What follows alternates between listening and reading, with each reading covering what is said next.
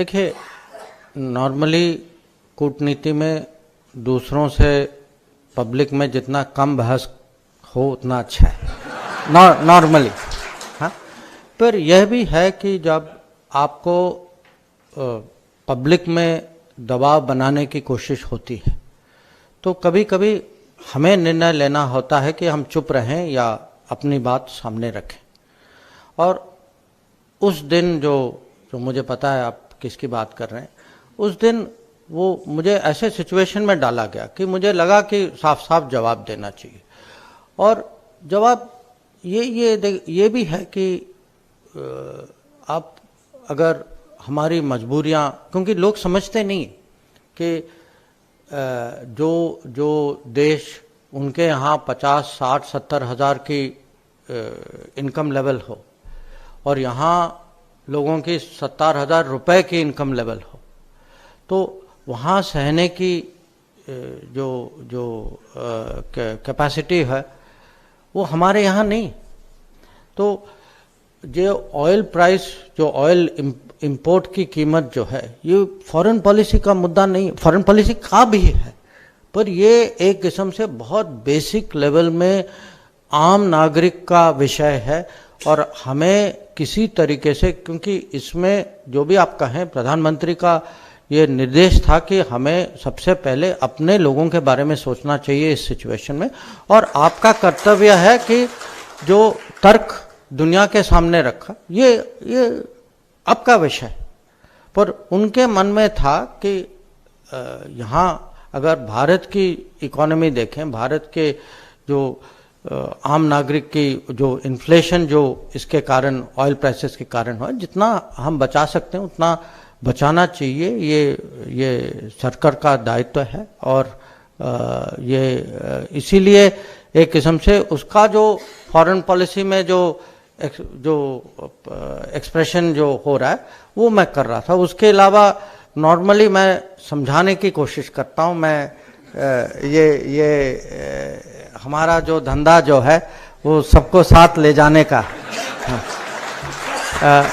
जो दूसरा विषय जो है, आप भी जानते हैं, मैं भी जानता हूँ कि सबकी आशा क्या है। अब देखिए, एक उदाहरण और देता हूँ।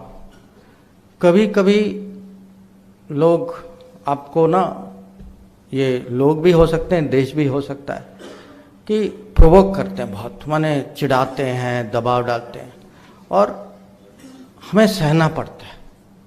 ये भारत की स्थिति नहीं है, माने ये पॉलिटिक्स में होता है।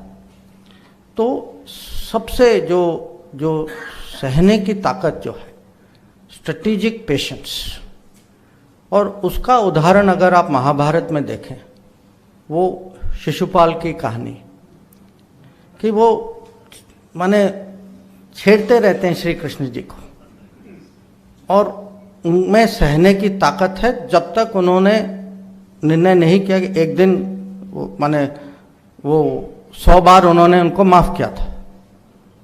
कभी कभी मेरे से पूछा जाता है कि आप सरकार में बहुत साल रह चुके हैं, अब हमें बताइए, समझाइए कि पहले के फॉरेन पॉलिसी और आज के फॉरेन पॉलिसी में फर्क क्या है।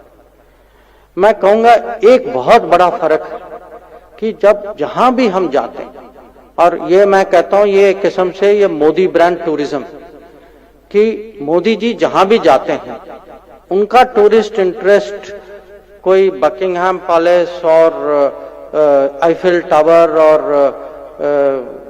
कहीं क्या स्टैच्यू ऑफ लिबर्टी पे नहीं होता। उनका होता है बुलेट ट्रेन में। कहीं रेलवे स्टेशन जाते हैं, कहते हैं अच्छा वो रेलवे स्टेशन देखो, हमारे यहाँ वैसा होना चाहिए।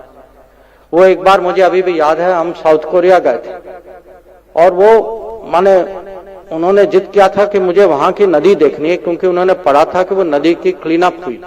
और उस समय ये 2015 या 16 की बात है, हम नमामि गंगे को आगे बढ़ा रहे थे। तो उन्होंने देखा साउथ कोरिया ने ये किया है, कैसे किया है, किस कंपनी किसका योगदान था वहां, उसको हम कैसे लाएं भारत। हम कभी यहाँ यूरोप में जाते हैं, डेनमार्क गए थे, फिनलैंड गए थे, फिनलैंड में गया था, डेनमार्क वो गए थे।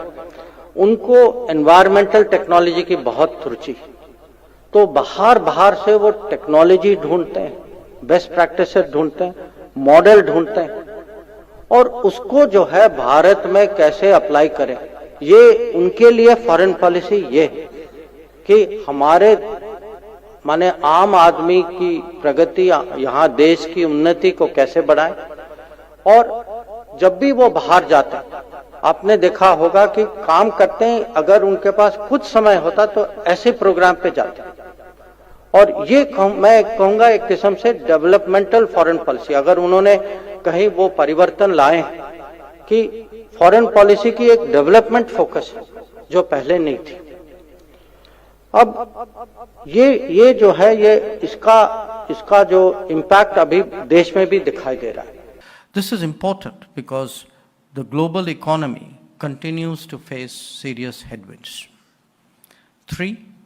Our growing economic relevance to the world, reflected in greater FDI inflows, greater manufacturing, stronger exports, and an embrace of startups. 4. An independent foreign policy in an increasingly polarized world, one that also speaks for the global South. 5. An innovative diplomacy that has introduced new concepts and platforms, as I mentioned, without according a veto to others on our choices. 6. A resolute national security policy that has seen us standing up to daunting challenges in the border areas, even during the COVID period. 7. A determination to look after our own abroad, be it Operation Ganga in Ukraine or Operation Devi Shakti in Afghanistan. 8. A willingness to look out for others and often serve as a first responder in humanitarian or disaster response situations, especially in our own neighborhood. अब ये जब हो रहा था Ukraine में, मुझे अभी भी याद है उस समय उत्तर प्रदेश में चुनाव हो रहा था, और आप जानते हैं जब चुनाव होता तो प्रधानमंत्री जी तो लग जाते हैं इसमें। वो सुबह सुबह निकलते थे और रात को आते थे, माने पूरा दिन उनका यूपी में लगता था, और माने स्वाभाविक भी है, और हमारे लिए माने इसका महत्व तो आप जानते ही हैं कि जब तक वो खुद न जाएं। पर ये देखिए, सुबह निकलने के पहले माने 7 बजे के पहले वो चाहते थे कि मैं रिपोर्ट दूं कि आज क्या हुआ है, माने कल रात को क्या हुआ था, पिछले रिपोर्ट के बाद नई घटना क्या थी। और जैसे ही वो उनके प्लेन या हेलीकॉप्टर दिल्ली में उतरती थी, अगला फोन आता था कि अच्छा भाई 12 घंटे हो गए, तो आप बताइए क्या हुआ। तो कभी जब तक ये लोग फंसे हुए थे वहां पर, आपको ये भी याद होगा कि हमारे 5 मंत्री वहां गए थे। आप ही सोचिए, आपको कभी याद है कि भारत सरकार ने 5 मंत्रियों को बाहर माने हमारे नागरिकों को वापस लाने के कभी भेजा था? आप कमिटमेंट देखिए, और ये देखिए कि इसमें कमिटमेंट के अलावा टीम स्पिरिट देखिए कि ये 5 जो थे वहां, जो यूक्रेन के पड़ोस में, सबको जिम्मेदारी दी गई थी कि सिंधिया जी रोमानिया में थे, हरदीप जी हंगरी में थे, किरण रिजिजू स्लोवाकिया में थे, जनरल वीके सिंह पोलैंड में थे। सब लोग अपना अपना वहां कर रहे थे। यहाँ जो है विदेश मंत्रालय में मैं और हमारे जो राज्य मंत्री जो हैं, हम लोग यहाँ से कोऑर्डिनेट कर रहे थे, और हम दिन में 2 बार 3 बार प्राइम मिनिस्टर को रिपोर्ट देते थे कि ये हुआ है, ये हमारी कोशिश थी, इसमें हम सफल रहे, इसमें असफल रहे, और इतनी डिटेल मॉनिटरिंग थी। और खाली मॉनिटरिंग की बात नहीं, जब कोई भी सिस्टम, कोई भी मैं कहूँगा ब्यूरोक्रेट, कोई भी मंत्री देखता है कि प्रधानमंत्री की वो कमिटमेंट, तो ये पूरे सिस्टम में इसका करंट जाता है। और अगर हम 20,000 लोगों को 90 फ्लाइट में वापस घर ले आए, इसका एक कारण है, और वो कारण आप जानते हैं। अब मैं आपको, और भी लेखक हैं और भी बड़े जाने माने लोग हैं, पर थोड़ी यहाँ भी समय की सीमा है, तो मैं अपने बारे में कुछ कहता हूँ, क्योंकि मैं गुजरात में कभी ये चांस में खोना नहीं चाहता। और आज मेरे मन में था जब मैं सूरत आया, ये कभी कभी मेरे से प्रश्न पूछा जाता तो कि आप मोदी जी से पहली बार कब मिले, और मैं मिला उनसे 2011 में जब वो चीन आए थे, उस समय मुख्यमंत्री थे, मैं राजदूत था वहाँ, और मैंने इसके बारे में लिखा है, इस किताब में लिखा है।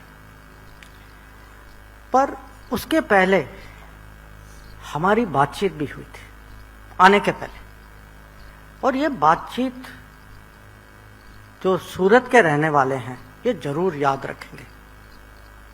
आपको याद है कि 2010 में आपके 22 साथी थे जो चाइना में उनको अरेस्ट किया गया था, और उनके खिलाफ ये डायमंड स्मगलिंग का आरोप लगाया गया था। अब देखिए, पूरे दुनिया में भारतीय नागरिक और भारतीय मूल के लोग 3 करोड़ से ज्यादा है।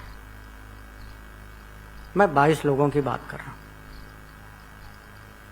तो ये हो सकता था कि कोई कहे कि भाई 22 ही लोग हैं, चलो हो जाता है, कोई स्मगलिंग भी करता है, नहीं करता हो तो कभी कभी गलती भी हो जाती है, जो सिस्टम इसका कुछ करेगा।